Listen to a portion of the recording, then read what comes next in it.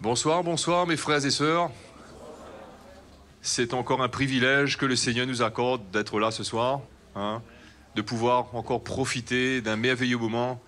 Et ce soir, c'est une joie d'être là. On n'est pas là avec un cœur qui est absent, mais on est là présent de corps et d'esprit parce que nous voulons vraiment être à la place que le Seigneur nous demande d'être. Et ce matin, ce soir, je veux aussi accueillir tous nos fidèles qui nous suivent sur Internet. Et nous espérons que ces messages seront réconfortés, encouragés et aussi ramener cette crainte de Dieu dans le cœur de l'Église. Et ce soir, sans tarder, allons nous mettre debout, mes frères et sœurs, et allons remercier le Seigneur. Remercier le Seigneur pour ce que nous avons entendu, et pour ce que nous allons entendre. Parce que nous savons que c'est le Seigneur qui fait toutes choses. Dans sa parole, il dit que dans les derniers temps, il répandra de son esprit sur toute chair. Que les fils et les filles prophétiseront, que les jeunes gens auront des visions, les vieillards auront des songes. Et nous voulons savoir que ces choses ne sont pas arrivées seulement à l'église primitive, mais qu'elles arriveront aussi à l'église qui sera présente quand le Seigneur reviendra. Et nous voulons faire partie de cette église que le Seigneur prépare. Et c'est pour ça que nous avons besoin que le Seigneur nous nettoie, que le Seigneur nous purifie. Donc, allons prier le Seigneur ce soir. Allons prier le Seigneur que ce soir, ce soit encore la place pour l'Esprit de Dieu. Seigneur, ce soir, nous voulons être une seule voix, un seul cœur et un seul esprit. Nous voulons vraiment nous unir ensemble. Que tu puisses nous parler, Seigneur, dès maintenant, que ce soit à travers la louange, l'adoration, tout ce que nous allons t'offrir ce soir, et aussi le message que tu apporteras, Seigneur. Nous voulons être à l'écoute de ta voix, Seigneur. Que ton Saint-Esprit nous parle, non seulement à nous qui sommes là ce soir, mais aussi à travers tous ceux qui nous entendront, Seigneur, qui voudront entendre ce message ce soir, Seigneur. Nous voulons être à l'écoute de ton esprit, à l'écoute de ta voix. Seigneur, dispose-nous, que le ministère du Saint-Esprit soit en action dans ce lieu, Seigneur, ce soir. Nous avons soif de toi. Si nous sommes là, mon Dieu, c'est parce que nous voulons entendre ta voix. Nous voulons entendre ton esprit nous parler. Nous voulons, Seigneur, connaître ta direction. Nous voulons connaître tes voies pour tout ce qui nous arrive devant. C'est vrai que la course, mon Dieu, est presque à son terme. Nous ne savons pas quand tu reviendras, Seigneur. Mais il y a une chose que tu veux, c'est que nous travaillons à notre sanctification, que nous travaillons avec notre salut, avec crainte, avec tremblement, et que la crainte de Dieu revienne sur chacun de nous, Seigneur,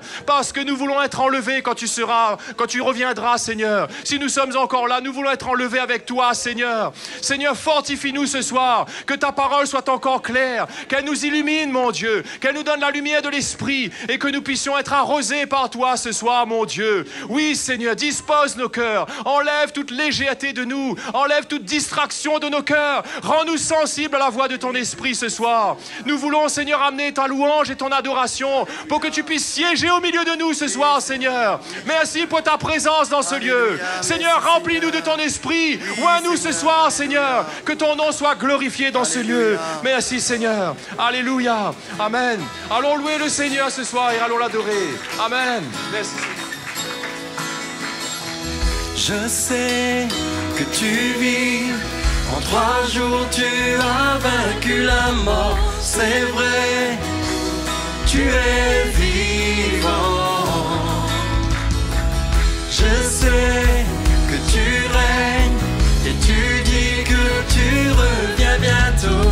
Je sais, c'est vrai, toute la terre t'exaltera. La terre t'exaltera.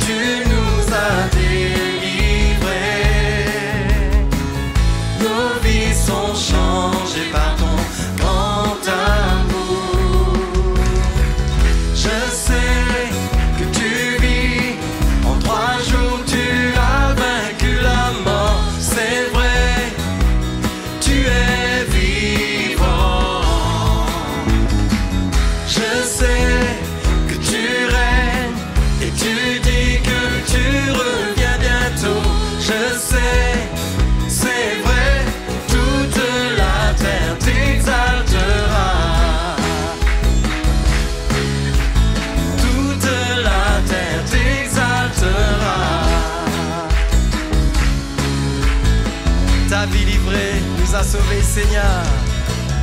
Ta vie livrée nous a sauvés, Seigneur. Ton sang versé a purifié nos cœurs. Par la croix, tu nous as délivrés.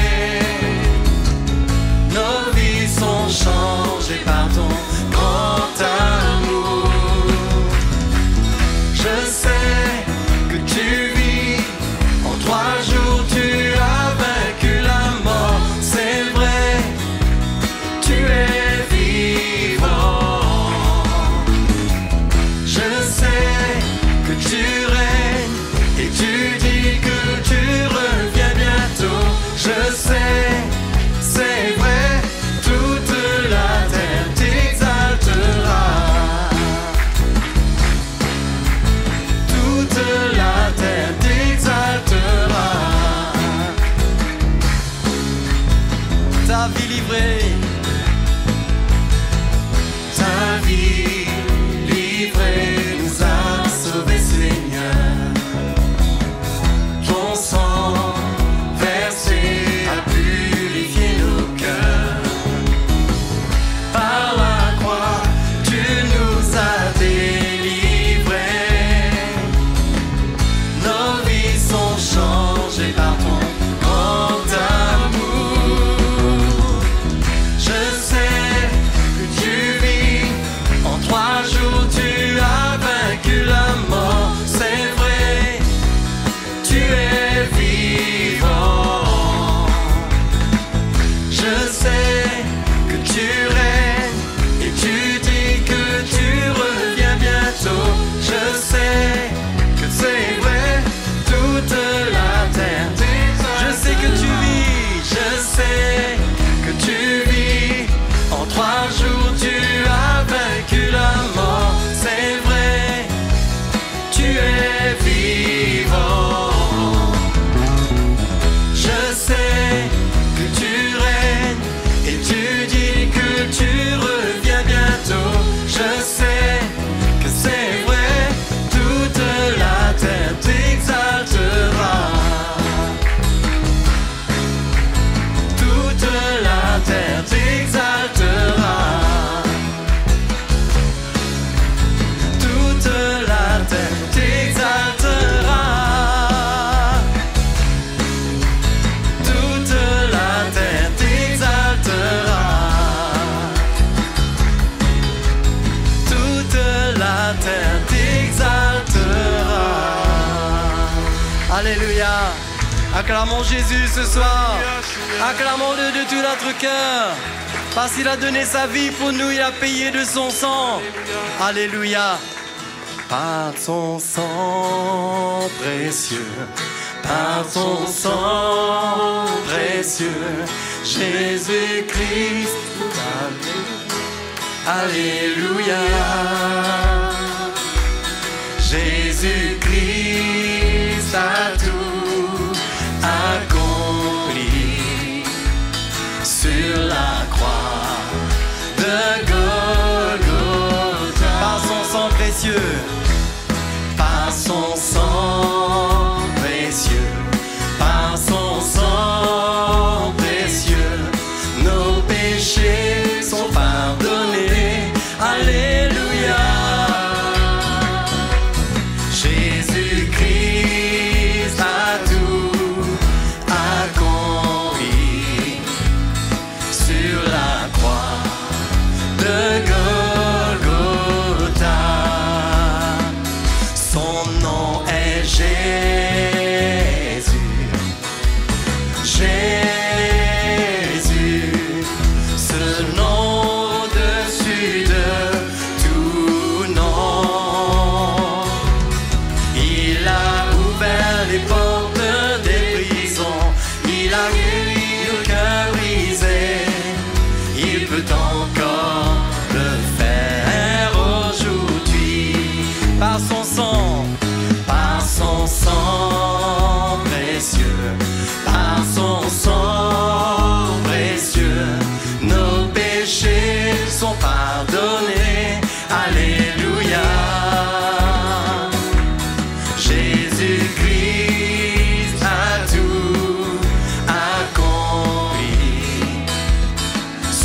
la croix de Golgotha.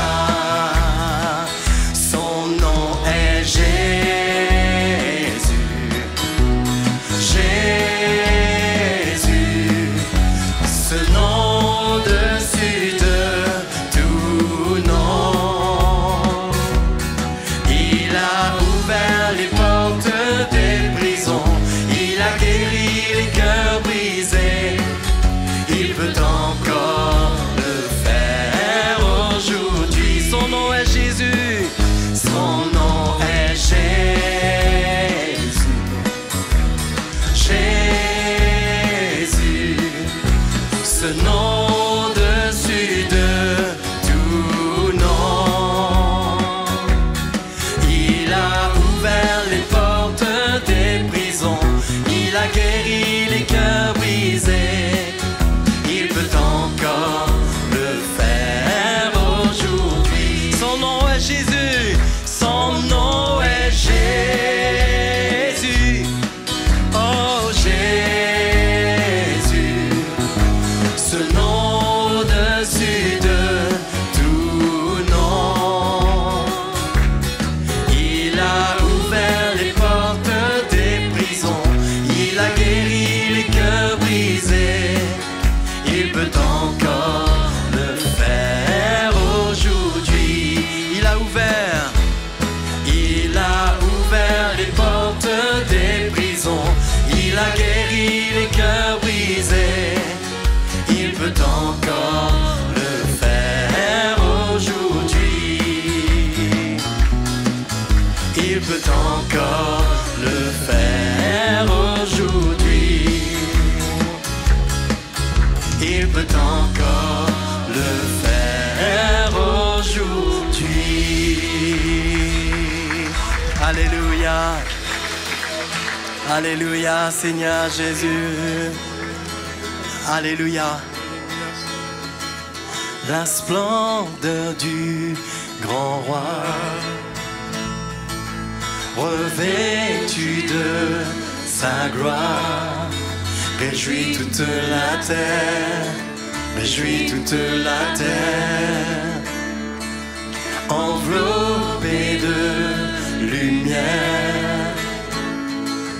Devant lui tout s'éclaire, tout est à découvert, tout est à découvert.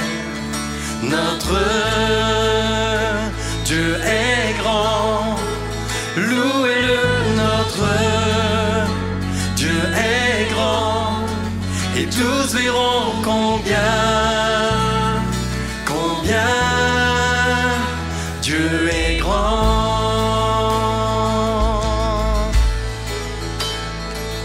La splendeur du grand roi,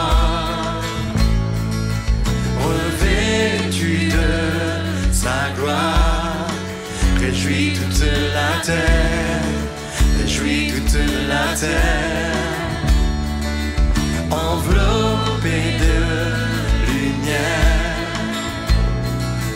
Devant lui tout s'éclaire, tout est à découvert, tout est à découvert. Notre Dieu est grand, louez-le, notre Dieu est grand, et tous verront combien Dieu est grand. Notre Dieu est grand, notre Dieu est grand, louez-le, notre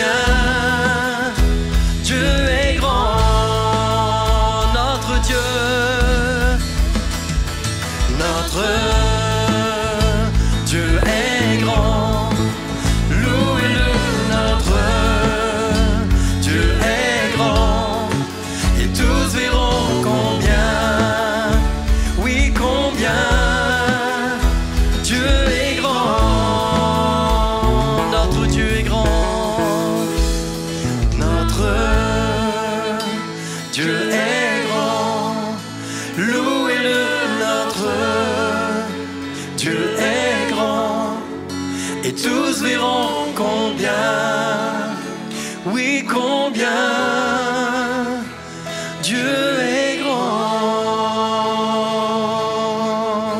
Alléluia, Jésus, nous t'adorons, Seigneur notre Dieu.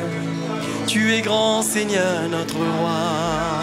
Alléluia, nous t'adorons, Seigneur, nous t'adorons, Jésus. Alléluia, c'est Jésus notre roi. Nous célébrons ton saint nom, ta grandeur, Seigneur, Jésus notre Dieu. Alléluia, Seigneur. Alléluia. Alléluia, Jésus. Alléluia.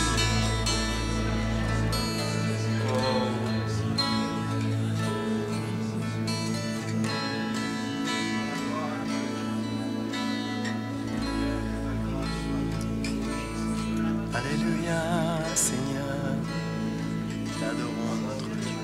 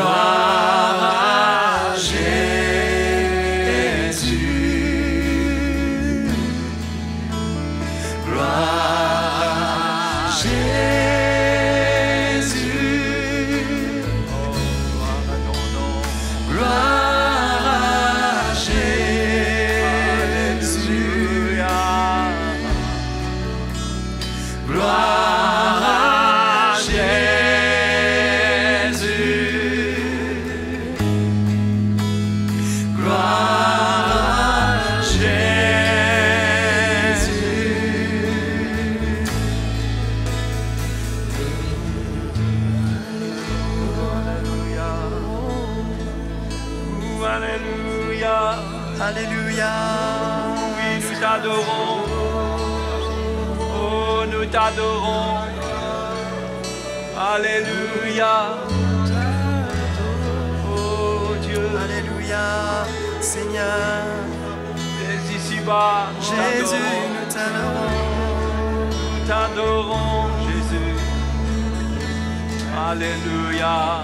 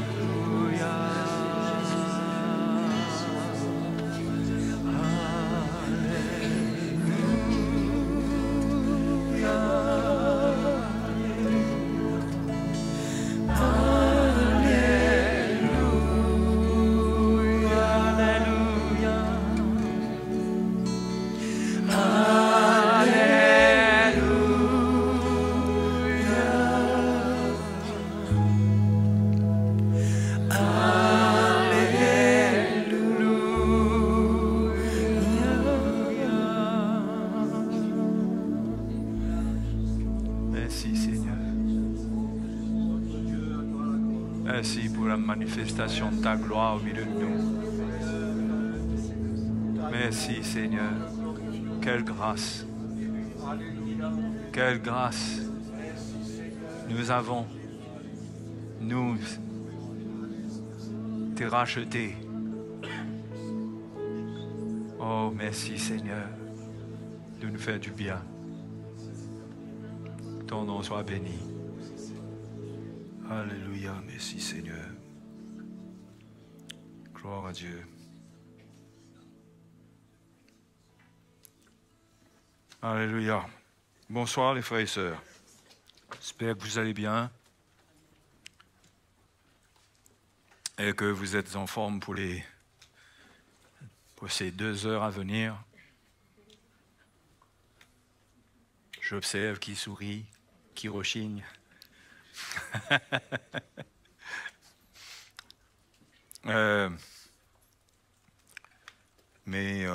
Oui, devons nous édifier dans la parole du Seigneur.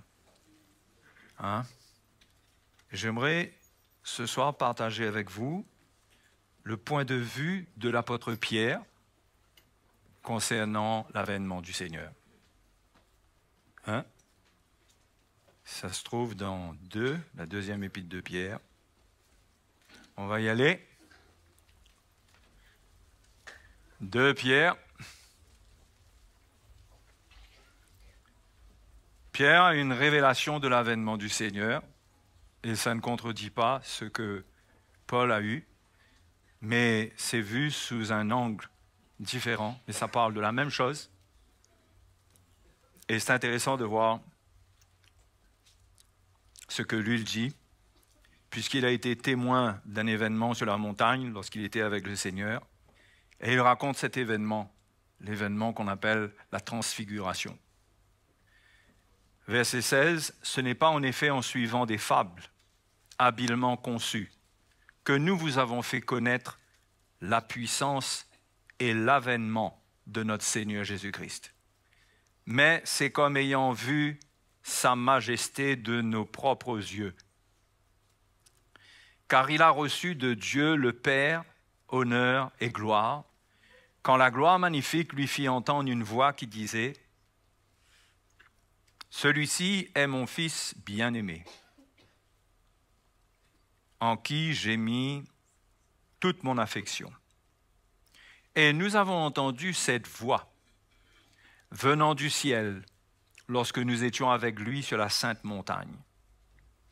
Et nous tenons pour d'autant plus certaine la parole prophétique à laquelle vous faites bien de prêter attention, comme à une lampe qui brille dans un lieu obscur jusqu'à ce que le jour vienne apparaître et que l'étoile du matin se lève dans vos cœurs.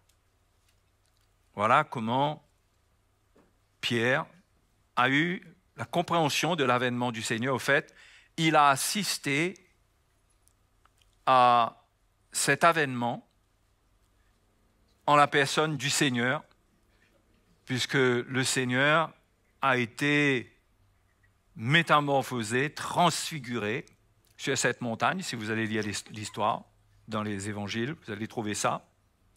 Et comment Jésus est passé d'un état d'apparence naturelle à un état glorifié. C'était d'une blancheur, d'une gloire lumineuse. Il était revêtu de cela. C'est cet épisode où Élie et Moïse étaient apparus avec lui. Elle dit que lui, voilà comment il a vu, en assistant à cet événement, il a vu pour lui l'avènement du Seigneur. Dieu lui a montré que c'est comme ça que ça va se passer. Hein? Que nous aussi, en Christ, nous allons vivre le même phénomène, le même événement, le même miracle. Nous aussi. Et quand ça s'est passé, Dieu a fait entendre cette voix, celui-ci est mon Fils bien-aimé en qui j'ai mis toute mon affection. Ce qui veut dire qu'il faut écouter le Fils de Dieu, il faut le suivre. Il ne s'agit pas de suivre Moïse ou Élie, mais il s'agit de comprendre la parole du Seigneur pour comprendre comment il va faire une œuvre en nous pour nous glorifier avec lui. Comment ça va se passer. Et il décrit cette œuvre, ce miracle, intérieurement. Il donne une description de ce qui se passera dans le cœur des chrétiens, puisqu'il dit qu'il faut tenir d'autant plus pour certaines la parole prophétique. Et il dit jusqu'à ce que le jour vienne apparaître. Le jour, c'est le jour du Seigneur. Et que l'étoile du matin se lève dans vos cœurs. C'est-à-dire Christ en nous, dans Colossiens chapitre 1, verset 28, je crois, Paul dit Christ en nous, c'est l'espérance de la gloire. Christ en nous se lèvera un jour. C'est lui l'étoile du matin. Il se lèvera de nos cœurs. Et nous expérimenterons sa gloire, une transformation miraculeusement instantanée, et nous serons dans la gloire avec lui, dans cette gloire lumineuse dont a été témoin l'apôtre Pierre. Et il dit que ça va se passer de nos cœurs, jusqu'à ce que l'étoile du matin se lève dans vos cœurs. C'est pourquoi l'état de notre cœur est important. L'état de notre cœur, mes frères et mes sœurs, est important. Parce que rien ne doit faire obstacle à ce miracle. Déjà aujourd'hui, nous devrions, si notre cœur est pur, nous devrions être en train d'expérimenter quelque part une émanation de cette gloire, de cette vie au travers de nous. Que vivre les choses du Seigneur, ça devrait être quelque chose qui émane de notre cœur, pas de notre intelligence, de notre force. Mais si notre cœur est en bon état, nous sommes appelés à vivre une communion libre avec Dieu. Et ce que nous exprimons, ce que nous vivons, doit porter cette lumière et cette gloire. Le jour viendra où ça va déborder, où ça sera le miracle instantané. Et nos corps seront transformés.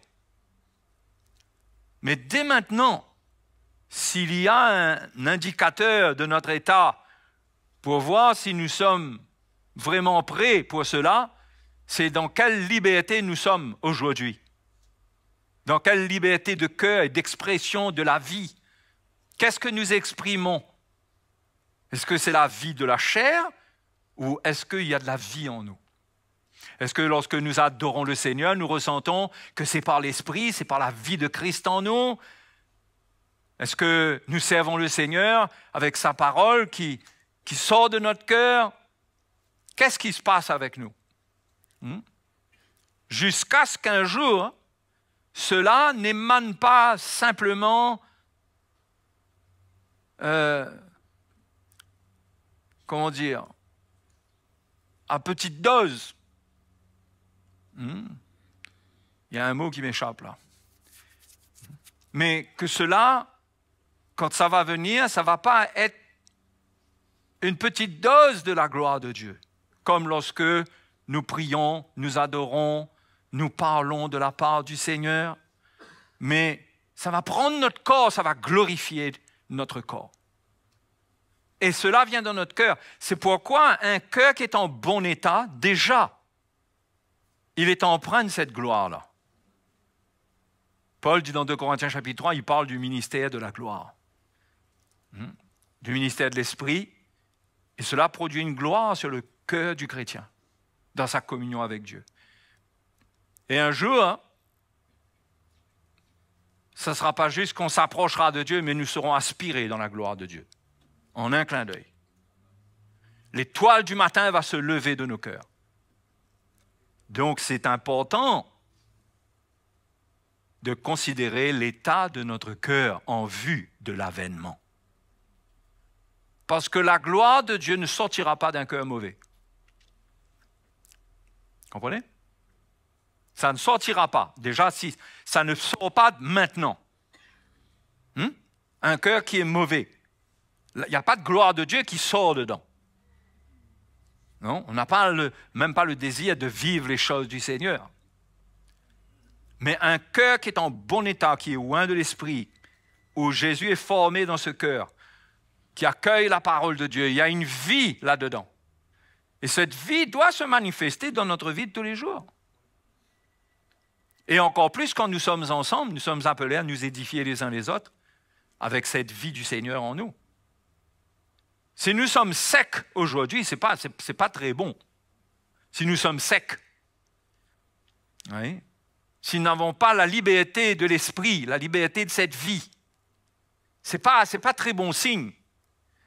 Un chrétien doit chercher à être rempli de l'esprit, il doit faire mourir les choses mauvaises dans sa vie pour que cette vie, cette étoile du matin déjà, elle commence à briller au travers de lui. C'est dans son cœur. Et un jour, l'étoile du matin va briller au travers de sa vie.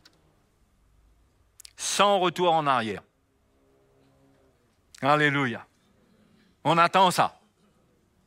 Il faut attendre ça. Ce n'est pas quelque chose qu'il faut savoir que ça existe. Il faut l'attendre. Il faut vivre pour cela. Et il faut craindre Dieu. Il faut rejeter le mal. C'est pourquoi, par exemple, on va retourner dans l'épître de Pierre ensuite, mais par exemple, Hébreux chapitre 3 et le verset 7,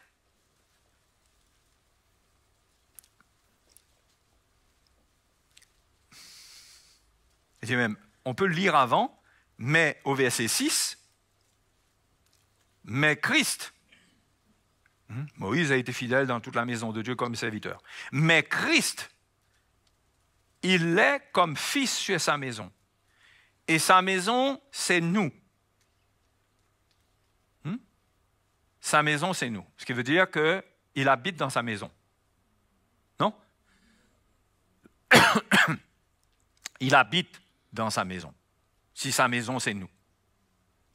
OK? Et sa maison, c'est nous, pourvu que nous retenions fermement jusqu'à la fin la confiance et l'espérance dont nous nous glorifions. Quand la Bible parle de l'espérance, ça parle de l'enlèvement, de l'avènement, de la résurrection. Et ensuite, il dit au verset 7, « C'est pourquoi, selon ce que dit le Saint-Esprit, aujourd'hui, si vous entendez sa voix, n'endurcissez pas vos cœurs. » Vous voyez ? N'endurcissez pas vos cœurs comme lors de la révolte au jour de la tentation dans le désert, où vos pères me tentèrent pour m'éprouver et ils virent mes œuvres pendant 40 ans.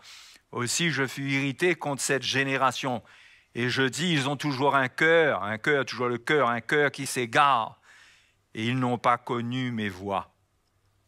Je jurai donc dans ma colère, ils n'entreront pas dans mon repos.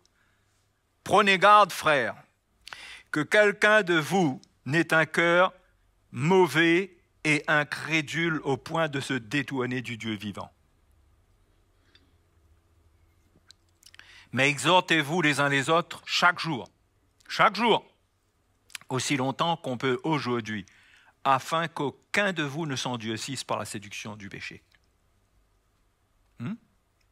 L'endurcissement du cœur ne permettra pas la manifestation de la gloire de Dieu au travers d'un chrétien dont le cœur est endurci.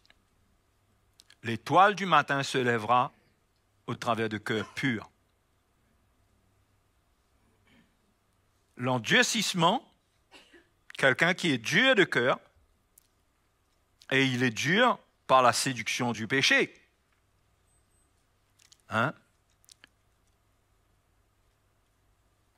C'est écrit ça. Verset? Oui. Mais c'est après. Mais exhortez-vous les uns les autres aussi longtemps qu'on peut dire aujourd'hui, afin qu'aucun de vous ne s'endurcisse par la séduction du péché. C'est-à-dire qu'on tolère le péché, l'Esprit de Dieu parle pour frayer le chemin dans le cœur. L'Esprit de Dieu, le Saint-Esprit parle. Et on arrive à justifier notre péché. On est séduit par lui. Et on le garde. Au lieu de le condamner par un esprit de repentance. Et quand quelqu'un fait ça, son cœur s'endurcit. Et c'est dans le cadre de l'avènement du Seigneur, c'est dangereux. Hein? Parce que tout ce passage de Hébreux chapitre 3 parle d'entrer dans le repos. Le verset 15 dit, pendant qu'il est dit, aujourd'hui, si vous entendez sa voix, n'endurcissez pas vos cœurs comme lors de la révolte. Qui furent en effet ceux qui se révoltèrent après avoir entendu sa voix, sinon tous ceux qui étaient sortis d'Égypte sous la conduite de Moïse. Nous ne sommes pas sortis d'Égypte sous la conduite de Moïse, nous sommes sortis du monde sous la conduite de l'Esprit, du Seigneur, notre berger. Et contre qui Dieu fut-il irrité pendant 40 ans, sinon contre ceux qui péchèrent et dont les cadavres tombèrent dans le désert.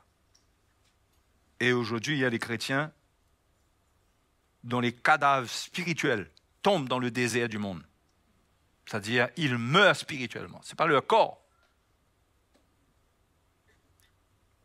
Et à qui jura-t-il qu'il n'entrerait pas dans son repos, sinon à ceux qui avaient désobéi? C'est-à-dire, l'Esprit de Dieu avait parlé, ils ont été séduits par le péché, ils ont trouvé normal ce qu'ils faisaient, ils ont trouvé normal ce qu'ils disaient, et comme l'Esprit de Dieu est l'Esprit de vérité, l'Esprit de Dieu ne peut pas mentir.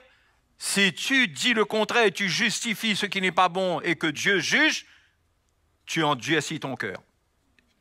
La séduction de ton péché endurcit ton cœur. C'est dangereux. Parce que la promesse saute. C'est ce que l'Épître des Hébreux nous montre. Il y a une promesse d'entrer dans le repos, mais tout d'un coup, il est dit... Je jure dans ma colère, chapitre 4, ils n'entreront pas dans mon repos. Il n'y a pas d'obéissance. Le chapitre 4, verset 1 dit quelque chose. Craignons donc, tandis que la promesse d'entrer dans son repos subsiste encore, qu'aucun de vous ne paraisse être venu trop tard. Être venu trop tard. Cela parle de quelqu'un qui est dans une course et qui tombe, qui chute avant l'arrivée. Qui n'aura pas de prix, qui sera disqualifié. Alors qu'il est prêt, il est sur le point d'atteindre le but, il tombe. Quand cette bonne nouvelle nous a été annoncée aussi bien qu'à eux, mais la parole qui leur fut annoncée ne leur servit à rien, parce qu'elle ne trouva pas de la foi chez ceux qui l'entendirent. C'est-à-dire trouver de la foi, trouver une écoute, hein? Avoir un cœur qui comprend que là c'est Dieu qui parle. Dieu a toujours raison. Donc j'ai foi dans ce que Dieu dit pour ma vie. Si Dieu me parle, Dieu m'instruit, Dieu me reprend, il a raison. C'est ça ma foi. J'ai foi que Dieu, il est vrai. Sa parole est vérité. Donc je n'endurcis pas mon cœur, j'accepte. Mais ici, la Bible dit qu'elle ne trouva pas cette parole, ne trouva pas la foi chez ceux qui l'entendirent. Pour nous qui avons cru, nous entrons dans le repos. Ceux qui croient, qui acceptent la parole de Dieu, l'Évangile, ils entrent dans le repos. Déjà, première étape du repos, c'est le salut. Ça s'est passé. Mais il y a un repos qui est réservé, qui vient, qui est éternel. Le repos dans la gloire de Dieu avec Jésus. Hein? C'est ça le repos dans lequel il faut entrer. Nous n'y sommes pas encore. Mais ceux qui sont sortis d'Égypte, ils sont tombés dans le désert parce qu'ils s'étaient endurcis. Il nous faut faire attention si on met le parallèle, si on fait le parallèle entre eux et nous, que nous aussi nous sommes sortis du monde et qu'en chemin, notre cœur s'endurcit, qu'il n'y a pas la foi lorsque Dieu nous parle.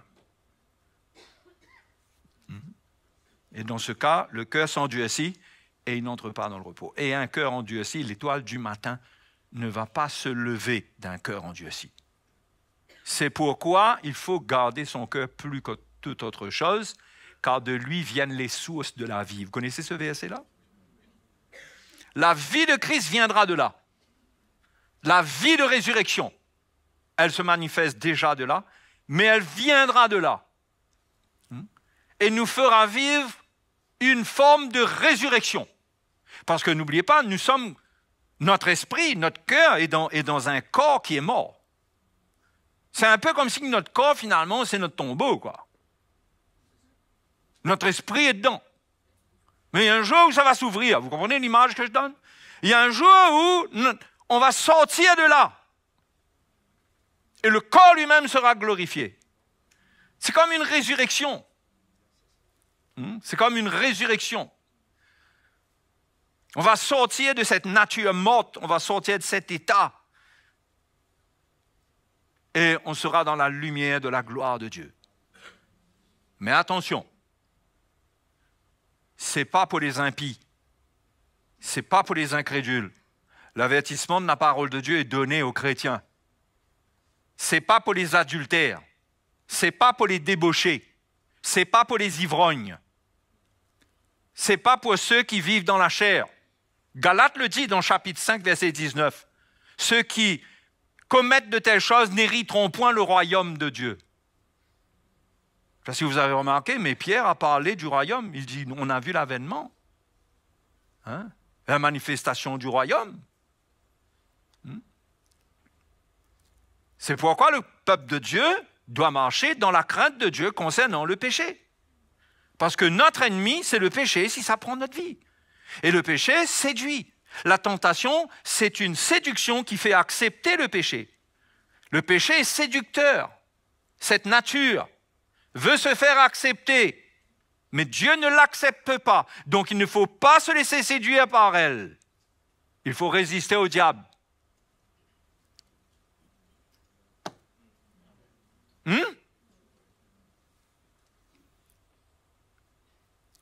Donc ça c'est...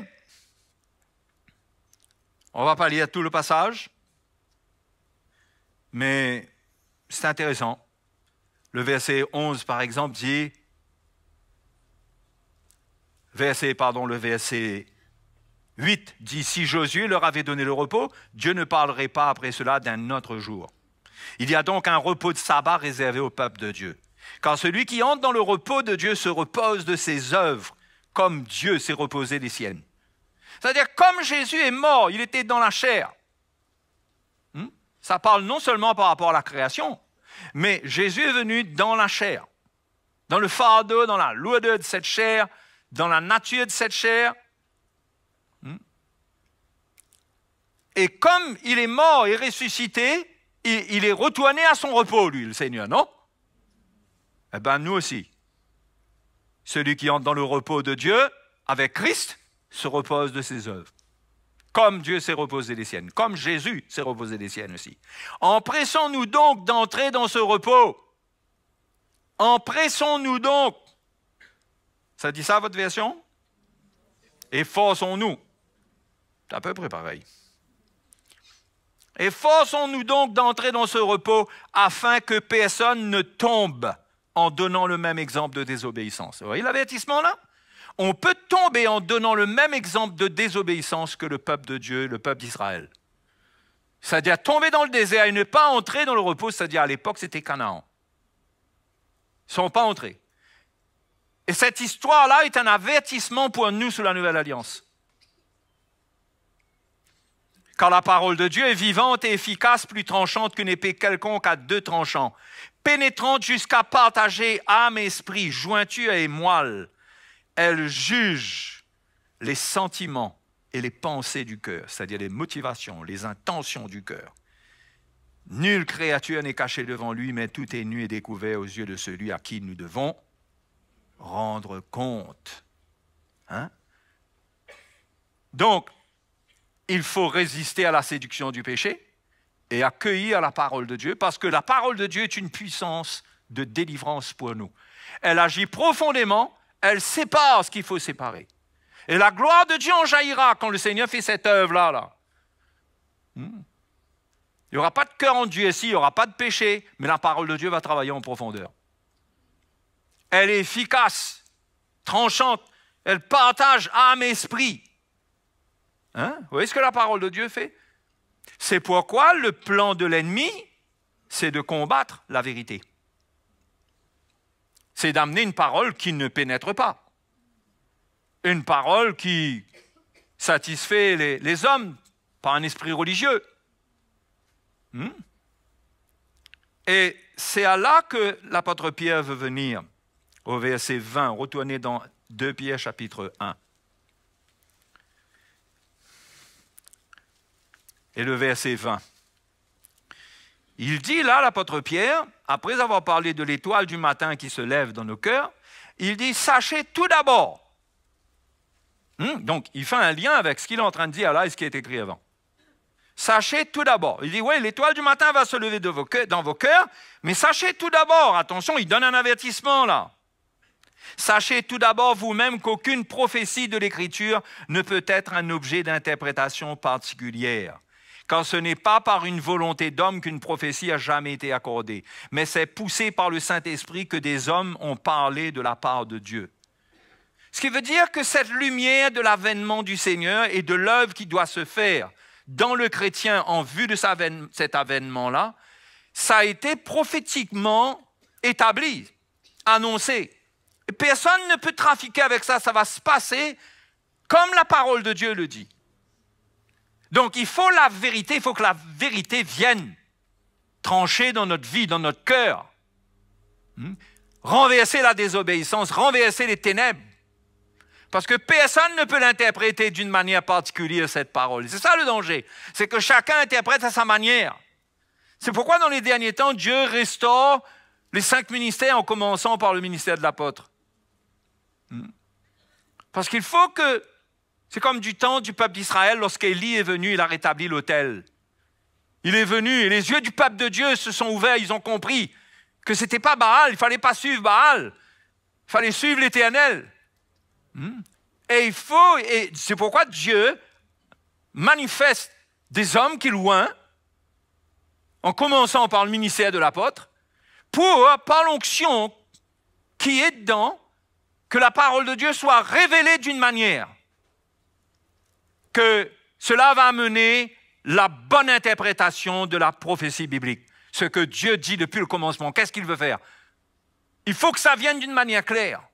Pourquoi? Pour qu'on obéisse.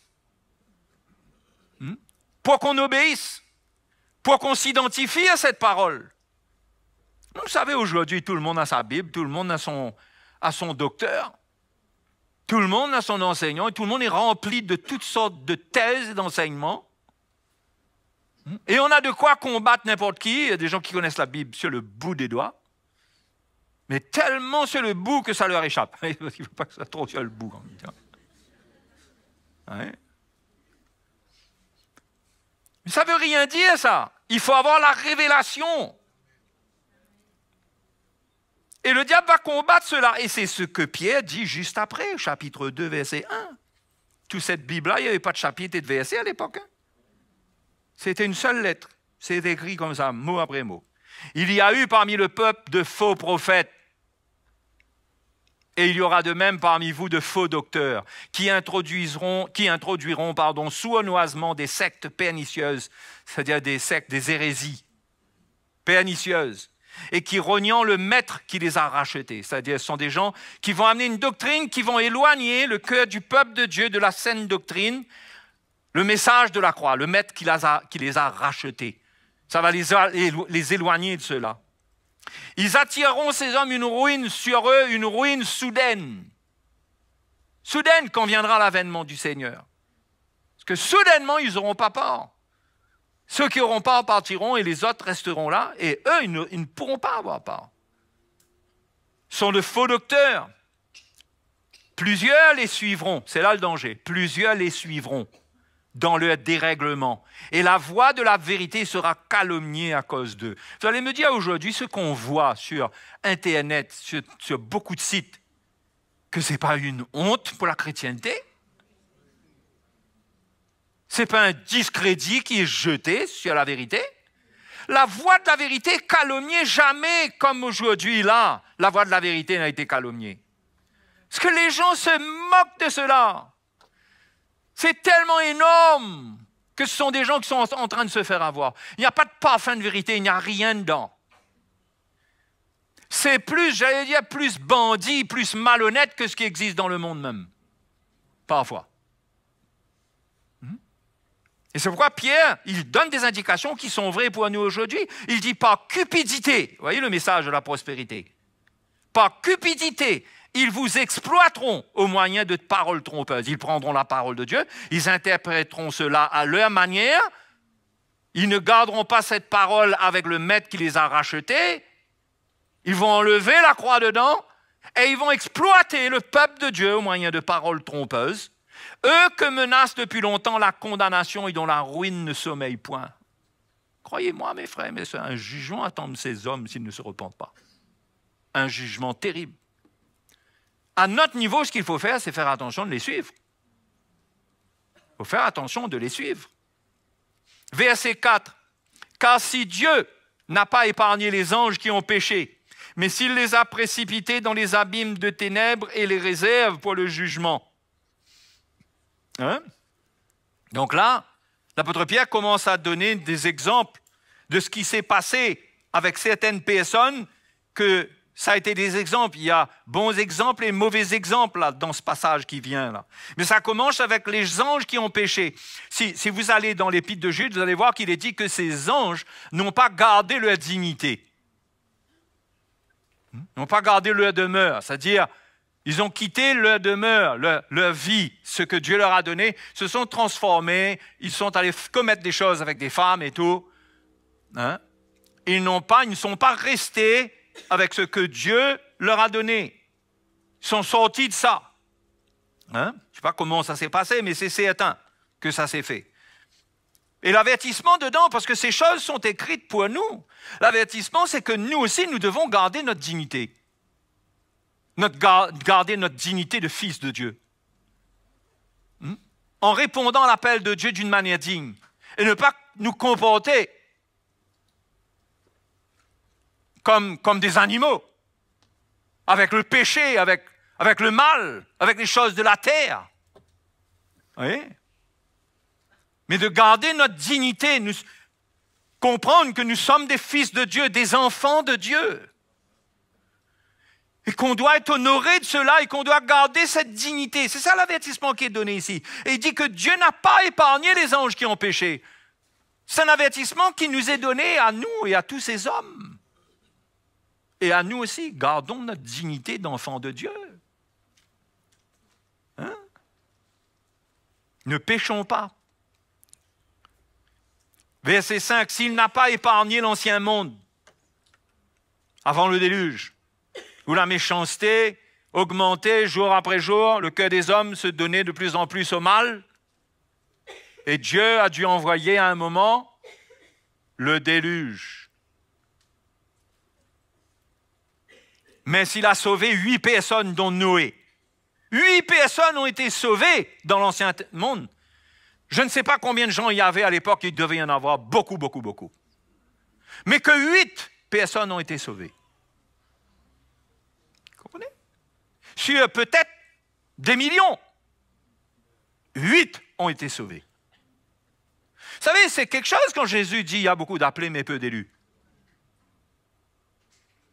Tout ça, c'est là pour nous avertir que nous devons prendre garde, nous devons garder notre dignité. Nous devons marcher dans la sainteté. Nous ne devons pas garder le péché. Nous devons nous éloigner du péché. Nous devons nous éloigner du monde le plus possible. Sortir de l'influence maléfique du monde qui réveille la convoitise, qui amène des choses mauvaises, afin de faire partie de ceux qui seront sauvés. Comme Noé. Mais s'il a sauvé 8 personnes, dont Noé, ce prédicateur de la justice, il n'y avait pas beaucoup de prédicateurs qui ont été sauvés. C'est vrai qu'il n'y en avait pas beaucoup que Dieu avait appelés. Hein? Mais peut-être que Noé prêchait, peut-être qu'il y avait d'autres hommes qui contredisaient ce qu'il disait et qui prêchaient autre chose, en quelque sorte.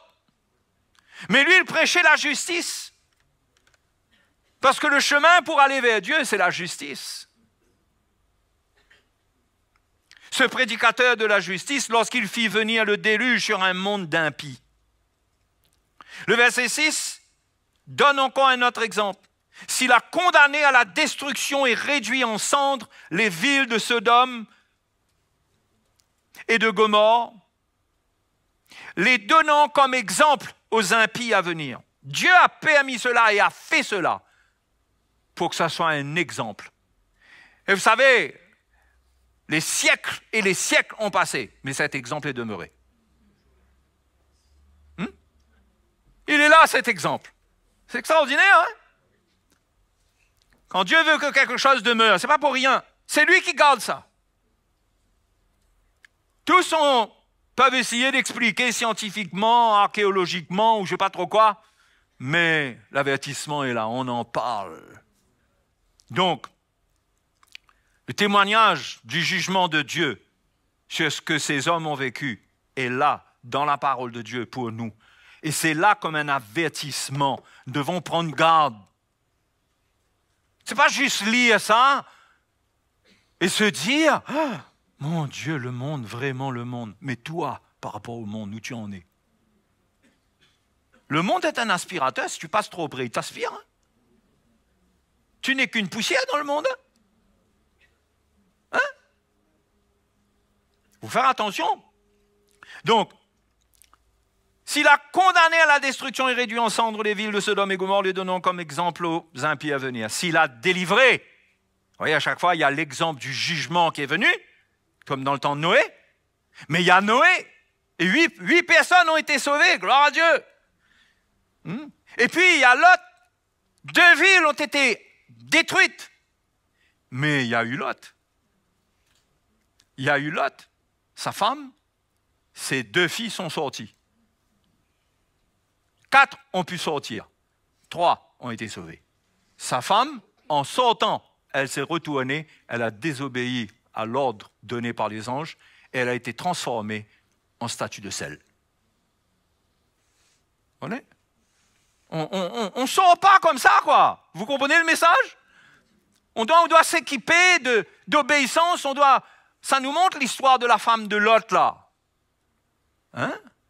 Ça nous montre que on peut être encore animé de Sodome et Gomorrhe, on peut avoir des regrets, on peut avoir un rétroviseur, on peut vouloir regarder derrière, mais quand arrive le moment, ce qui est en nous va nous prendre même pour regarder derrière. Et Jésus a dit, celui qui met la main à la charrue et qui regarde en arrière, il n'est pas propre au royaume de Dieu. Un chrétien doit sortir. Et le temps est là pour qu'on sorte, pour que nos regards soient sur le Seigneur et que l'on sache qu'on n'a rien à voir avec le monde, avec ses impuretés. Avec ses impuretés et son système. Donc il a délivré Lot, le juste. Mais Lot est sorti. Pourquoi Lot a été choisi? Lot, le juste. Qu'est-ce qui faisait de lui quelqu'un de juste? C'est intéressant de regarder ça, parce que ça nous donne une indication de l'état de cœur qui doit nous animer. Car ce juste, et s'il a délivré Lot, le juste, profondément attristé de la conduite de ces hommes sans frein dans leur dérèglement. Profondément attristé de la conduite de ces hommes. C'est quoi aujourd'hui notre attitude devant ce qui est impie? C'est quoi notre attitude? Ça nous attriste?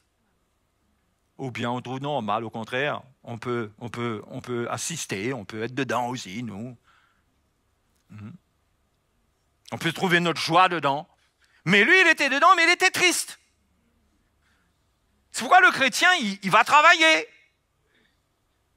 Il assiste à des choses, mais son cœur n'est pas avec le monde et avec tout ça. Son cœur est avec l'avènement du Seigneur qui vient.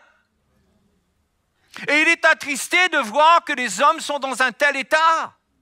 Ça, c'est le juste. Le fruit du juste dans son cœur, c'est une tristesse qu'il porte par rapport au mal qu'il trouve dans la vie des autres.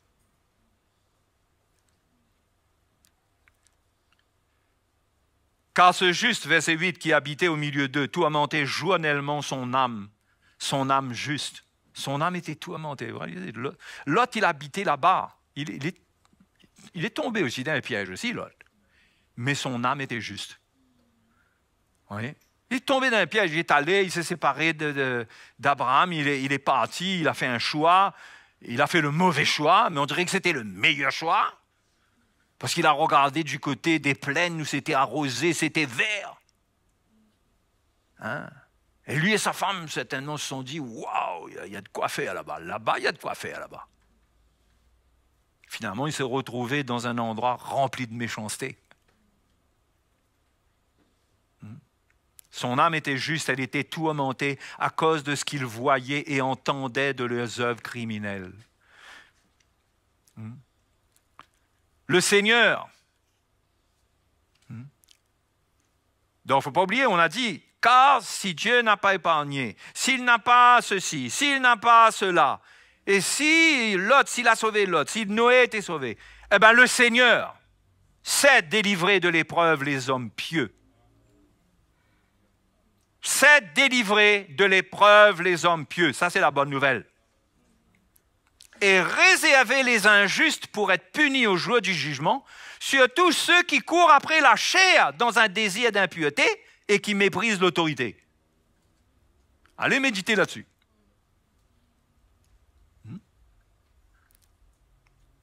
Le Seigneur sait délivrer de l'épreuve les hommes pieux. Là, il faut comprendre c'est quoi la piété. C'est quoi être pieux? C'est quoi quelqu'un de pieux? Ben, la description est déjà donnée. C'est déjà quelqu'un qui n'aime pas le mal et qui souffre quand il est au milieu du mal et qu'il voit et qu'il entend des choses criminelles. Il a un tourment. Parce que son âme est juste. Il est sensible au mal. Vous comprenez? Quelqu'un de pieux, c'est quelqu'un qui est sensible au mal qui l'environne. Ça ne veut pas dire maintenant que tous les jours qu'on va aller travailler, on va être malheureux. Mais c'est quelque chose qui est à l'intérieur. C'est quelque chose qui fait que quand on est pieux, on ne participe pas à ça. Vous savez, les chrétiens qui, sur le lieu de travail, ils n'ont pas de problème de participer à des plaisanteries qui ne sont pas à prononcer, qui font rire jeune. Mais ils rentrent dedans eux-mêmes. Ils participent aux choses avec leurs collègues, à l'esprit du monde. Ils n'ont pas de problème. Ils sont à l'aise avec les pécheurs, à l'aise. Alors que la Bible nous dit que Lot, l'exemple qui est donné, que Lot, lui, il était triste. Parce que pour un moment, il voyait ces gens-là étaient perdus. C'est des gens qui ne connaissaient pas Dieu. Vous savez, il avait marché avec Abraham, Lot, pendant un bon bout de temps. Il a été influencé, il y a quelque chose qui s'est passé en lui. Il a vu Abraham, il a compris l'appel de Dieu. Certainement qu'Abraham a dû avoir des partages aussi avec lui, jusqu'au moment où il fallait se séparer. Mais il a gardé quelque chose. Et il y a une justice qui est là. Il y a quelque chose qui était là en lui. Et quand il était dans ce milieu-là, il n'était pas heureux. Il n'était pas heureux. Sa femme semblerait avoir trouvé un certain plaisir. Sinon, elle ne se serait pas retournée en sortant. Sa femme a trouvé un certain plaisir dans cette ville, dans ces villes-là. Et les gendres, parce que quand les anges sont venus à Sodome et Gomorrhe, ils ont été visiter Lot, il a dit, attention, là, tu prends toute ta famille, là, tes gendres, tes filles, et vous allez tous sortir. Ce qui nous montre que Dieu veut sauver notre famille. Il fera tout pour ça. C'est indicateur de ça, non? À nous de garder la foi et d'obéir au Seigneur.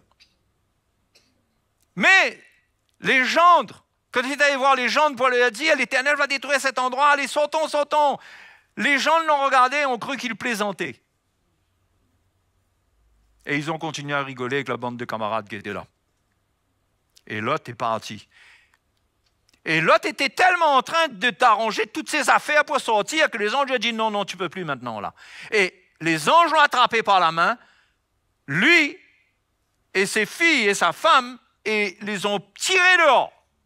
Là, ils n'ont plus eu le choix. Nous aussi, il y a un moment où le Seigneur nous saisira. Ce ne sera pas les anges.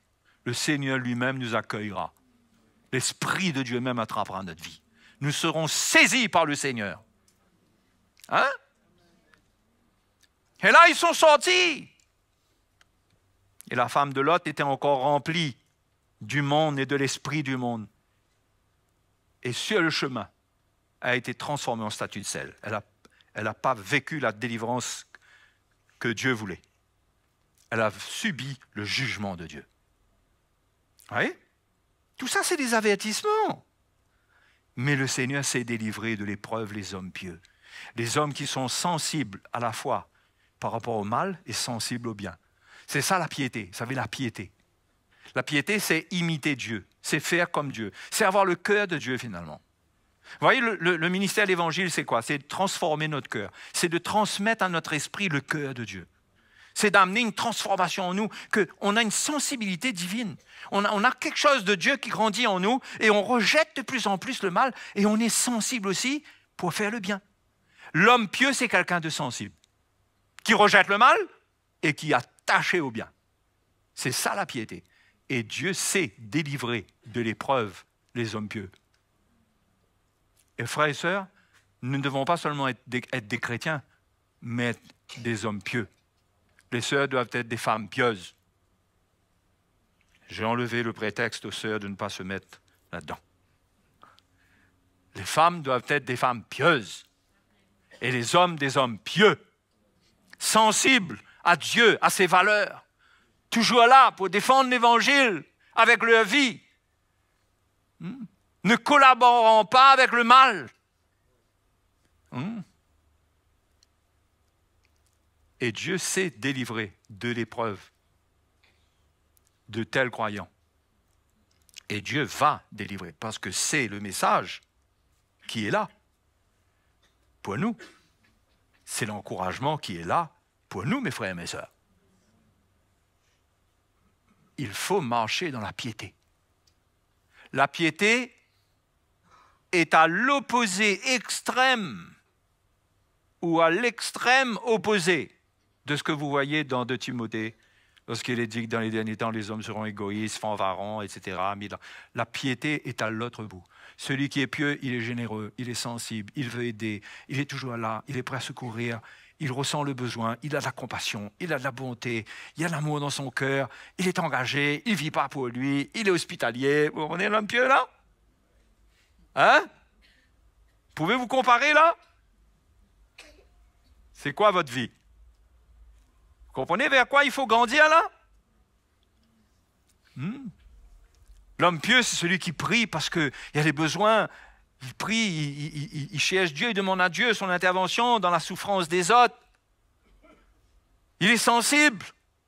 Et en même temps, il ressent le mal. Il s'éloigne du mal, il est pieux. Il veut garder la vie de Dieu en lui. Il ne veut pas s'endurcir avec le péché. Il ne veut pas laisser le péché le prendre. Dieu sait délivrer de l'épreuve parce qu'il y aura des épreuves. Quelles épreuves? Sodome et Gomorrhe, quand ça a été détruit, c'est un jugement qui est venu alors qu'ils étaient là et que Lot devait laisser toutes ses affaires là. Mais Dieu l'a délivré. Dieu a délivré Noé. Vous croyez que Noé n'a pas souffert quand il a construit l'arche? Hein? C'est pas facile, il a travaillé dur, avec très peu de moyens. Il n'y avait pas les grandes entreprises modernes à l'époque. Il a fait ce que Dieu lui a dit. Il a travaillé dur, sous la persécution et sous les moqueries des hommes. Et en même temps, ce qu'il faisait était une prédication de justice. C'était pour dire à cette génération, voilà ce que je construis en témoignage à la volonté de Dieu et en témoignage contre vous que Dieu rejette vos œuvres. Vous êtes avertis. Mais ils ne se sont pas repentis. Tout ça, mes frères et mes sœurs, nous montre le contexte. L'étoile du matin doit se lever dans nos cœurs. Mais Pierre dit qu'il y aura des hommes qui viendront avec des doctrines pour contrecarrer cette vérité, cette parole de Dieu qui doit agir en profondeur dans le chrétien. Ils viendront avec des doctrines de la part du diable pour contrecarrer ça, pour empêcher ça, pour vous priver de ce rendez-vous-là, pour vous faire tomber avant la ligne d'arrivée. Vous comprenez? C'est pourquoi il enfonce le clou, il donne encore des exemples, les exemples de Sodome et Gomorrhe, les exemples du déluge à une époque, et il montre Noé comme un exemple, Lot comme un exemple. C'est encourageant. Il faut marcher dans la piété.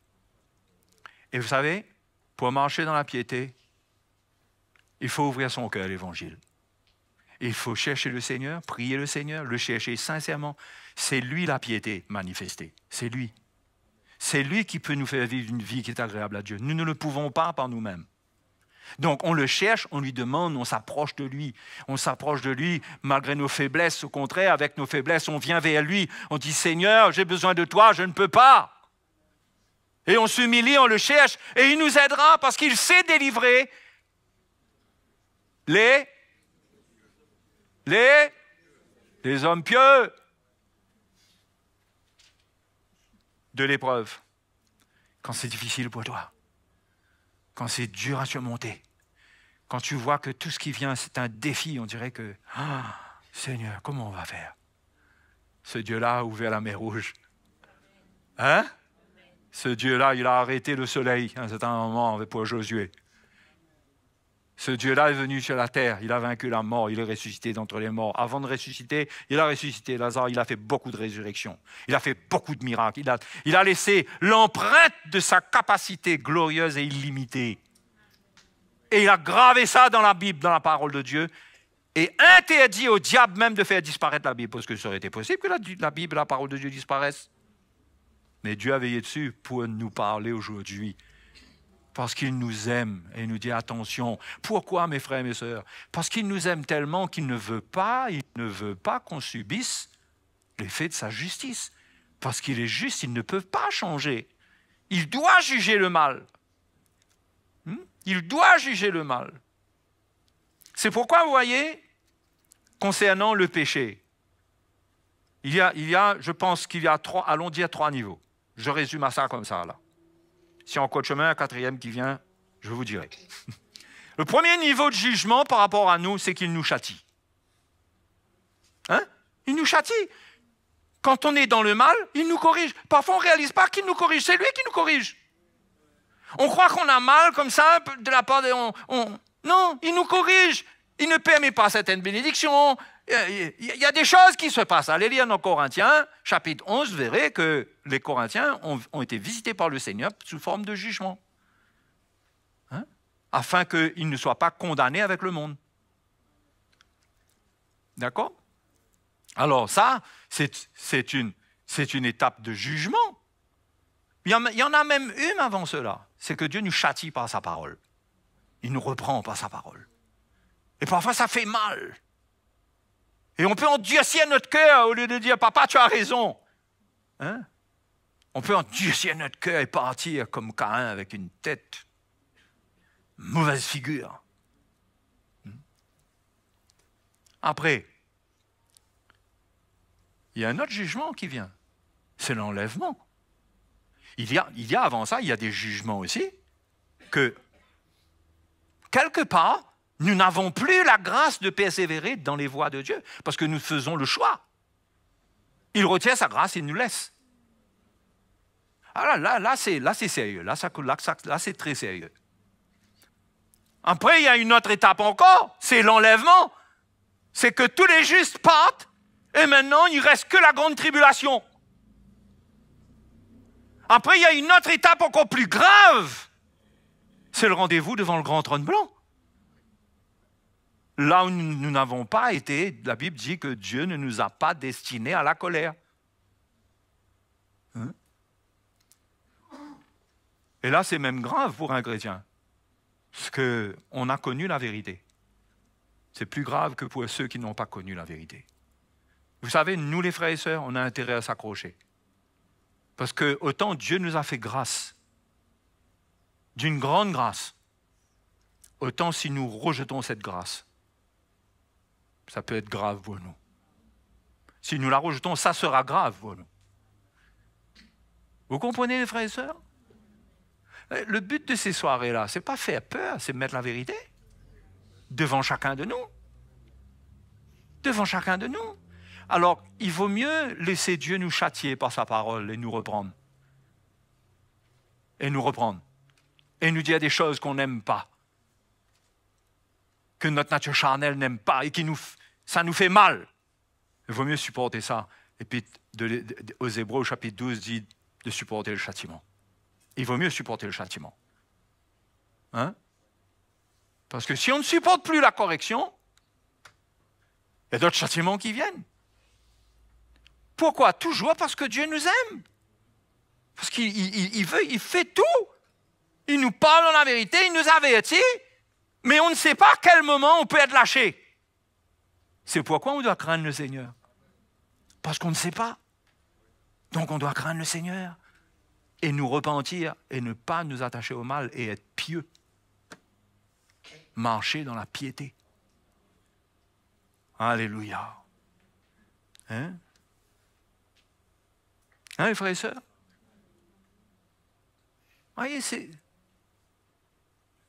je n'arrive pas à m'accommoder d'une vie chrétienne, d'une doctrine, des doctrines auxquelles moi-même j'ai participé dans le passé, hein, mais le Seigneur m'a fait grâce de sortir de là. Je ne savais pas dans quoi j'étais, quoi. Mais toute espèce de doctrine, quoi. Mais j'arrive pas aujourd'hui avec l'évangile que j'ai reçu. J'arrive pas à prendre à la légère. Vous savez, pour moi, c'est triste. Il y a des milliers de chrétiens qui aujourd'hui se parlent de l'avènement du Seigneur, se glorifient de cet avènement, et même ils tranchent eux-mêmes pour dire, voilà, cette catégorie ne sera pas enlevée, ceux qui croient en ça ne seront pas, ceux qui croient en ça, ben eux oui, et on est dans une espèce de mouvement là, vous voyez, sans réaliser peut-être qu'on n'a même pas la doctrine, qu'on n'est même pas dans l'état pour se sanctifier, on n'a pas la vérité encore pour être libéré, on est encore esclave, on suit des faux docteurs et on ne le réalise pas. C'est une grande séduction, les frères et sœurs. C'est pourquoi il faut prier pour les églises, pour les pasteurs, pour les serviteurs de Dieu, pour que Dieu ouvre leurs yeux et qu'ils réalisent que l'heure est grave. L'heure n'est pas à célébrer l'avènement du Seigneur. L'avènement du Seigneur, on va célébrer quand ça arrive. Mais aujourd'hui, on prend la Sainte Seine jusqu'à ce qu'il vienne. C'est-à-dire, on s'identifie à sa mort. On réalise notre état là, on se repent, on participe à la coupe du Seigneur, on le sait, on donne notre vie. Un jour, on va prendre le repas de l'agneau avec lui dans sa présence. Mais aujourd'hui, tout le monde est déjà en train de célébrer, parler comme si que c'est gagné d'avance. J'arrive pas. J'ai peur pour moi-même. Quelqu'un me dit, mais pourquoi tu as peur? Ben moi, je crains Dieu. Parce que c'est Dieu qui juge. Hein? Vous savez ce que Paul a dit? Vous voulez que je vous montre avant qu'on arrête? Ça va prendre 5 minutes. Je vous dis tout de suite, ça va prendre 5 minutes. Dans Philippiens.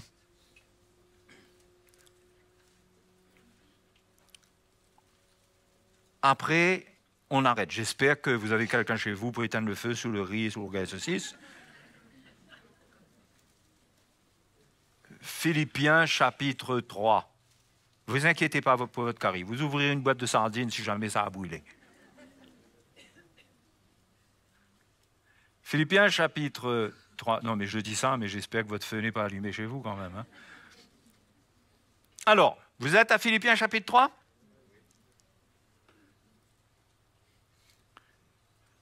Dans tout ce passage, je vous encourage à lire. Paul parle de courir pour remporter le prix de la vocation céleste de Dieu en Jésus-Christ. Il parle de saisir Jésus-Christ. Vous voyez, il parle de cette gloire, saisir la gloire du Seigneur. Lui, il dit quelque chose qui m'a toujours intrigué. Chapitre 3, verset 10. Ainsi, je connaîtrai Christ et la puissance de sa résurrection et la communion de ses souffrances, en devenant conforme à lui dans sa mort, pour parvenir, si je puis, à la résurrection d'entre les morts. Ça ne vous intrigue pas, ça? Est-ce que Paul doutait de son salut? Il était sauvé, il servait Dieu. Mais pourtant, il dit pour parvenir, si je puis, à la résurrection d'entre les morts. Mais le mot résurrection ici, ce n'est pas le même mot grec que résurrection dans tous les endroits où on parle de résurrection d'entre les morts. Semblerait, tous les commentateurs sont d'accord pour dire que cette résurrection dont il s'agit ici, c'est celle qui est associée à l'enlèvement. En fait, c'est plus l'enlèvement. Pour parvenir, si je puis, c'est-à-dire lui-même, il craignait. Lui-même, il devait veiller sur lui. Vous comprenez? Comment on peut être léger avec ça? Hein? Comment on peut être léger avec ça? Comment on peut faire comme si que tout va bien et on continue la vie? Continue notre vie là, on continue, l'homme continue à battre sa femme, le chrétien, le mari continue, la femme continue à insulter son mari, etc. La maison, c'est le désordre, mais on vient à l'église, l'apparence de la piété. Comment on peut vivre comme ça? C'est fini, mes frères et sœurs. Si on réalise le sérieux de ces choses-là, on ne peut pas continuer à vivre comme ça. Être là, avoir des choses contre son frère, contre la sœur, contre l'autorité de l'Église, contre le serviteur de Dieu.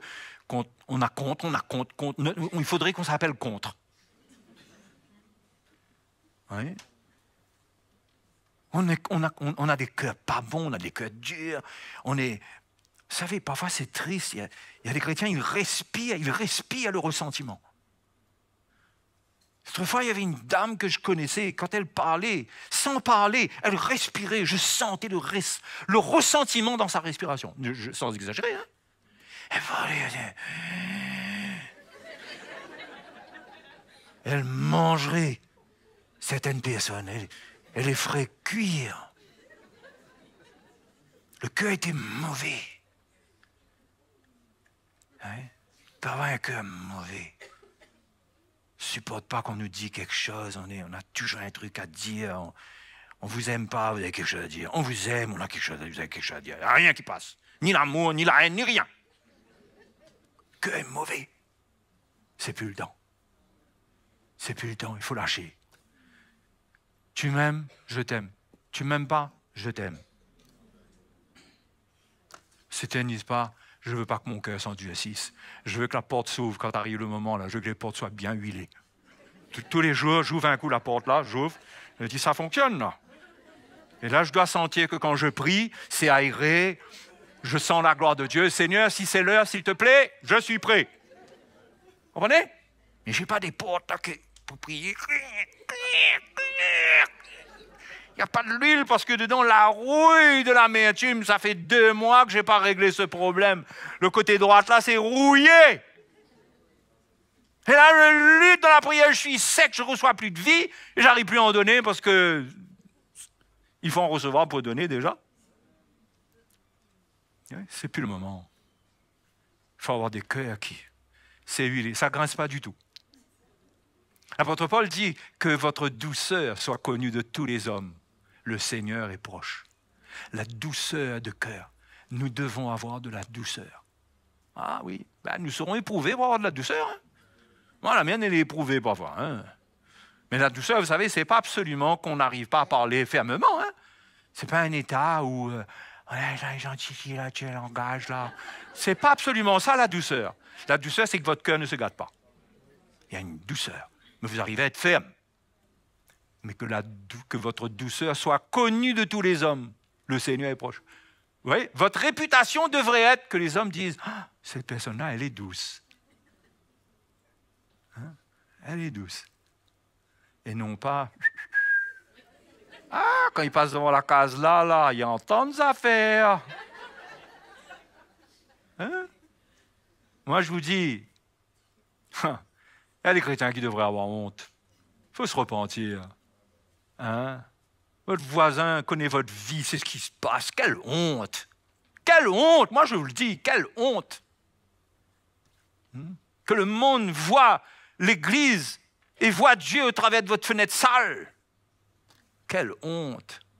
Il faut se repentir, il faut changer de cœur, il faut arrêter. Hein? C'est le temps là d'en finir avec les vieilles histoires. C'est le temps là. Attention, hein, que vous ne commencez pas quand le Seigneur vous dit de commencer, après vous arrivez trop tard. Comprenez? Commence là, mettre l'ordre là, pour ne pas arriver trop tard, parce que certains arriveront trop tard. Commence là. C'est le temps. Mettre de l'ordre dans votre cœur, dans votre vie.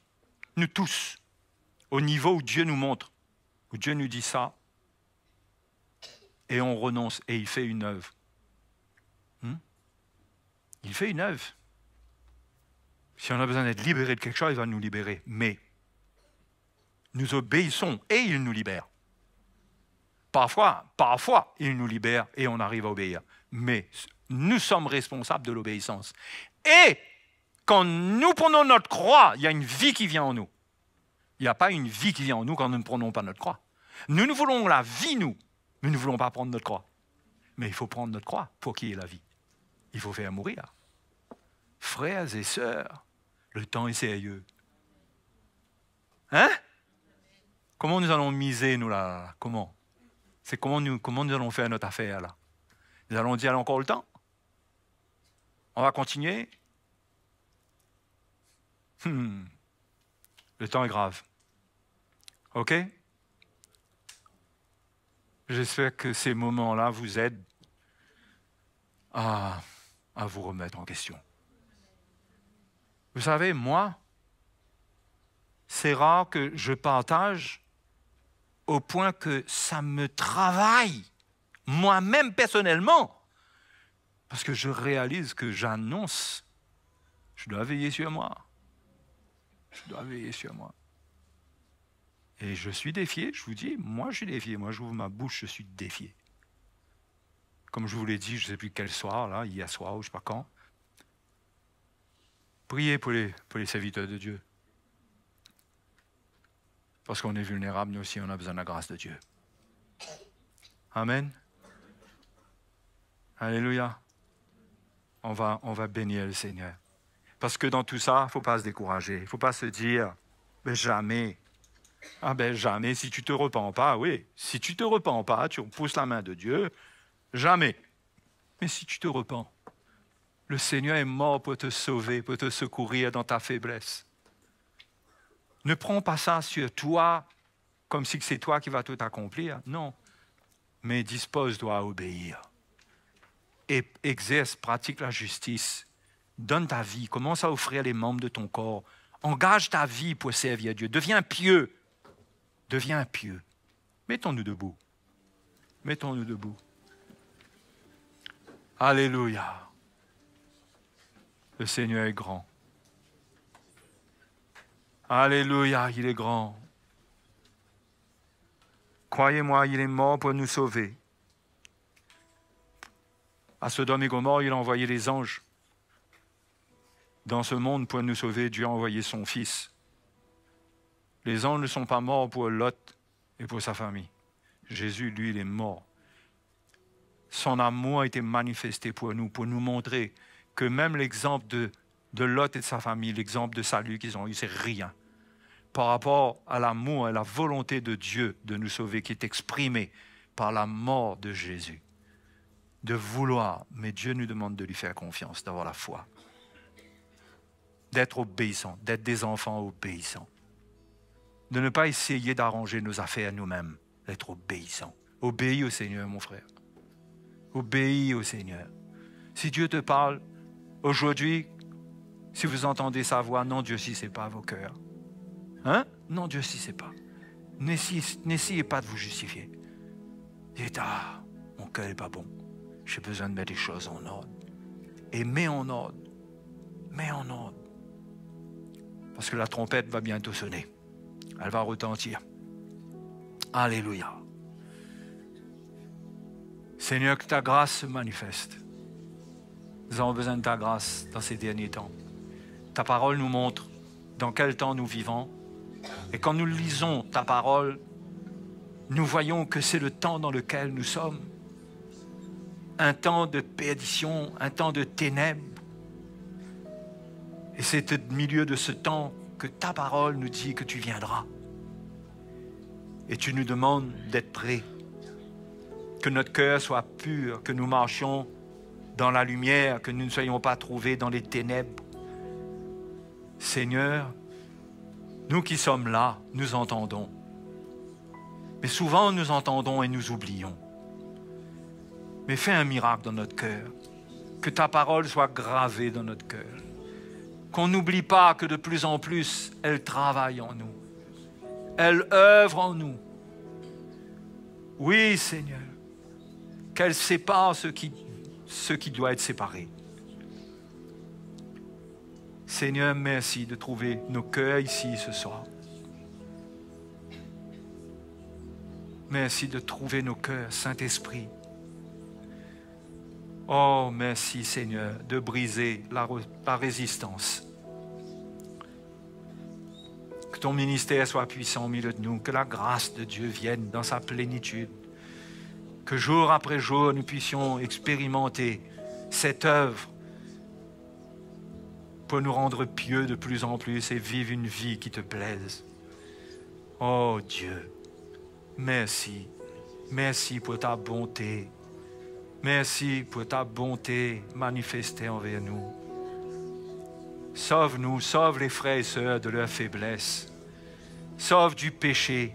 Si quelqu'un est pris quelque part, dans les ténèbres, Seigneur, dégage-le, retiens-le, délivre-le, qu'il n'accepte pas d'être soumis au lien du péché, qu'il l'attire vers le monde, qu'il y ait une libération, une délivrance totale pour se consacrer à toi.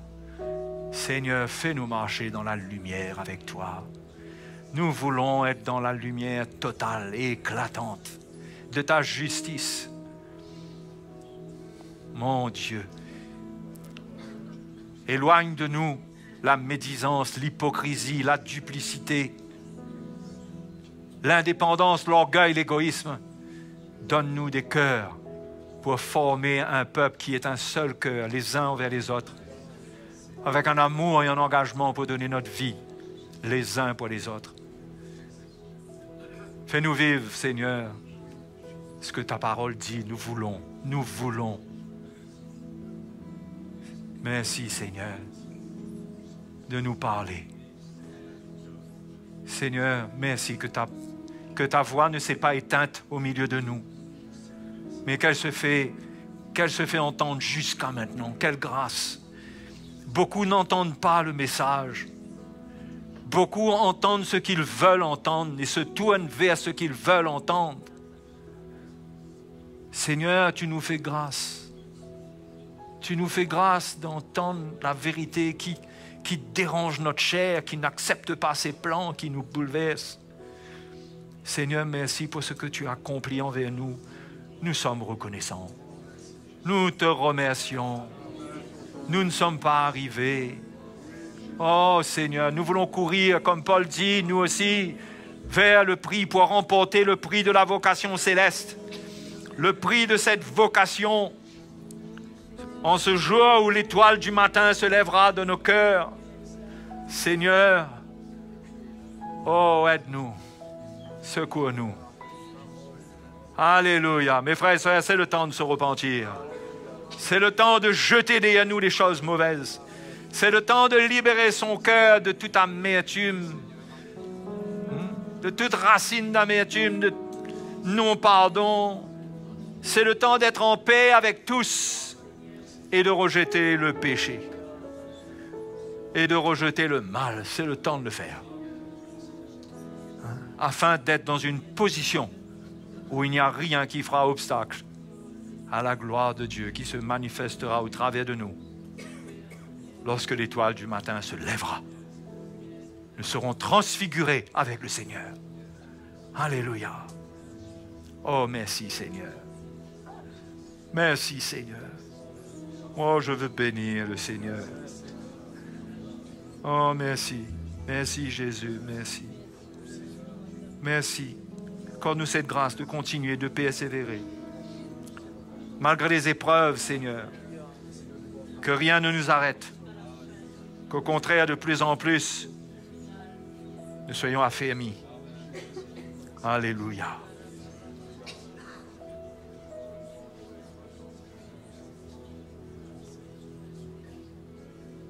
Devant toi, je me tiens ébloui.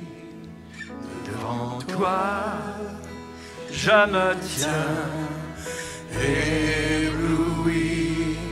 Dieu très saint, devant ta majesté, je me tiens ébloui.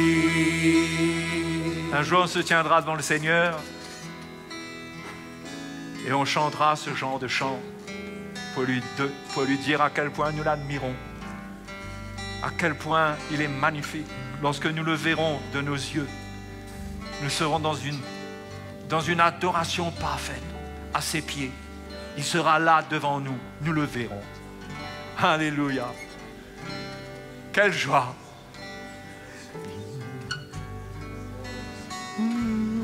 Ta majesté, je me tiens ébloui devant toi, je me tiens ébloui devant toi, je me tiens ébloui, Dieu très saint devant ta majesté, je me tiens ébloui. Qui décrira l'éclat de ta beauté, trop belle pour nous. La raison ne peut la comprendre, les yeux ne peuvent la sonder. Qui pourra mesurer la grandeur de ta sagesse et de ton amour? Qui décrira l'éclat de ta beauté? Majesté, tu règnes aux cieux. Devant toi, je me tiens ébloui. Oh, devant toi, je me tiens ébloui. Dieu très saint devant ta majesté, je me tiens ébloui. Devant toi, je me tiens ébloui. Devant toi, Alléluia. je me tiens ébloui. Dieu très saint devant ta majesté, je me tiens ébloui. Dieu très saint devant ta majesté, je me tiens ébloui. Je me tiens ébloui. Je me tiens ébloui.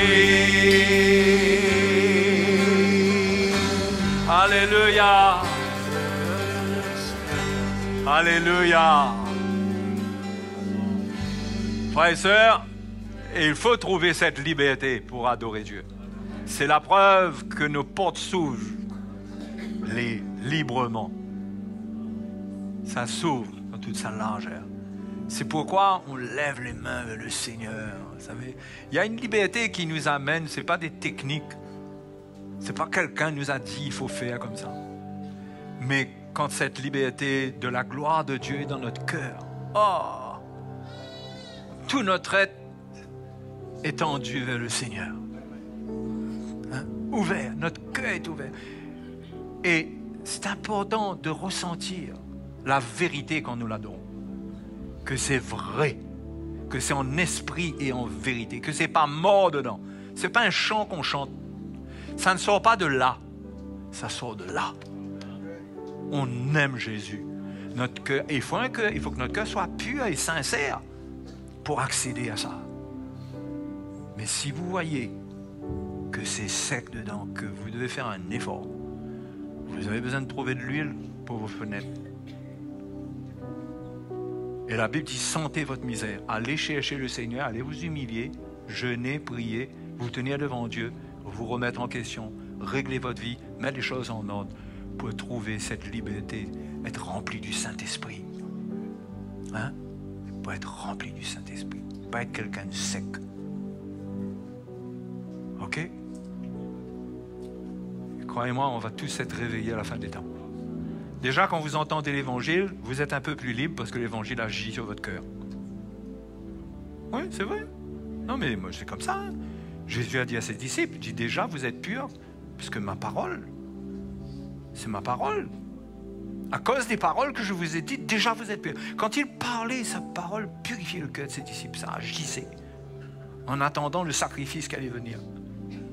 Quand on est en communion avec le ministère de l'Esprit, ça touche notre cœur et ça crée une liberté. C'est pourquoi souvent, vous avez remarqué, souvent après l'Évangile, quand ça nous a visités, on a une plus grande liberté pour adorer le Seigneur.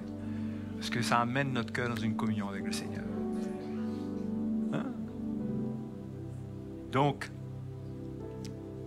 que le Seigneur vous fasse porter cet encouragement, gardez cela et cherchez Dieu. Mettez vos affaires en ordre. S'il n'y a pas de l'ordre, ne vous condamnez pas, mais repentez-vous, mettez de l'ordre. S'il y a le péché, dites non. S'il y a des trucs qui ne sont pas clairs, il faut arrêter. Hein? Si on n'est pas en paix avec quelqu'un, on arrête. S'il y a le péché, on arrête. S'il y a les deux, il faut arrêter les deux. Il faut trouver un cœur pur. Parce qu'il ne faut pas rater ce qui va venir dans ces derniers temps. Hein? Alléluia. Un jour, on entrera tous ensemble dans la présence de Dieu. Quel jour! Vous savez, ce passage-là, dans le royaume de Dieu, c'est tout naturel, ça? Ça devrait être simplement qu'on passe de l'un à l'autre. C'est pas comme si c'est comme une conversion. Tiens, on est rentré dans quelque chose, qu'on s'est converti à cette chose-là. Là. Non, on est déjà dedans dans notre cœur. On est pur, le royaume de Dieu est dans notre cœur. C'est juste passer par une porte. Ouf. C'est pourquoi je vous dis, le Seigneur n'ira pas prendre ceux qui sont dans le lit de l'adultère pour les amener dans sa gloire. Il n'ira pas prendre celui qui a été voleur pour l'amener dans sa gloire. Il n'ira pas prendre le menteur, etc., pour l'emmener dans sa gloire.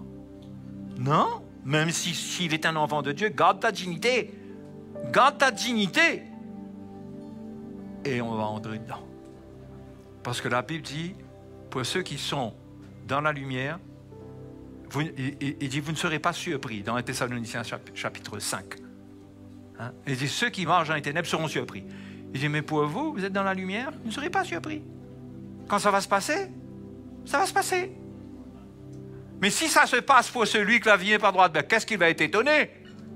Mais celui qui est déjà dans le royaume, dans les choses du royaume, sa vie est donnée dedans. C'est juste passer par la porte. Le Seigneur lui dit, allez, entre dans la joie de ton maître.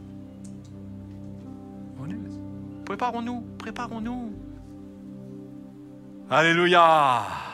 Quel moment merveilleux nous allons avoir. L'éternité. Peut-être que Jésus va nous construire un petit village familial pour nous tous quelque part. On pourra se retrouver de temps en temps ensemble. J'espère qu'on se verra. Ça vient. Hein? Ça vient. Si votre vie n'est pas facile, prenez courage. Si vous devez supporter des souffrances, supportez, endurez. Si vous n'êtes pas trop en bonne santé, c'est pas trop évident pour vous dans votre corps, supportez. Supportez, gardez votre cœur pur. Soyez patient. Le moment vient. Le moment vient. Alléluia. OK? Alléluia.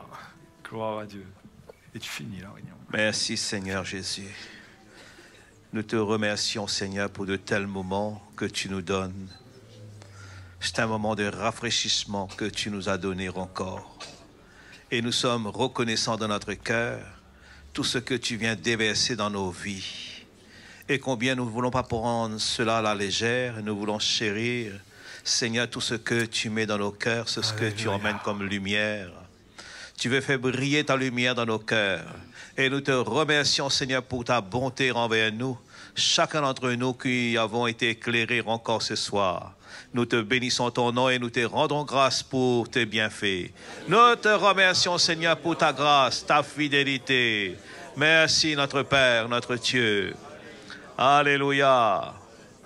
En tout cas, bon retour chez vous et gardez précieusement ce que nous avons reçu de la part du Seigneur. Alléluia. Enseigne-moi tes voies, ô Seigneur, et je marcherai dans ta lumière.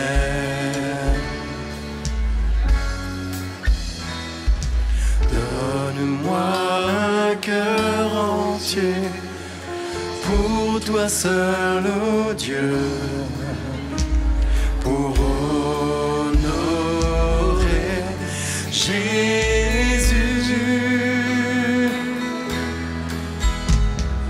Purifie mon cœur, lave-moi, Seigneur, délivre-moi, je veux être libre pour te servir.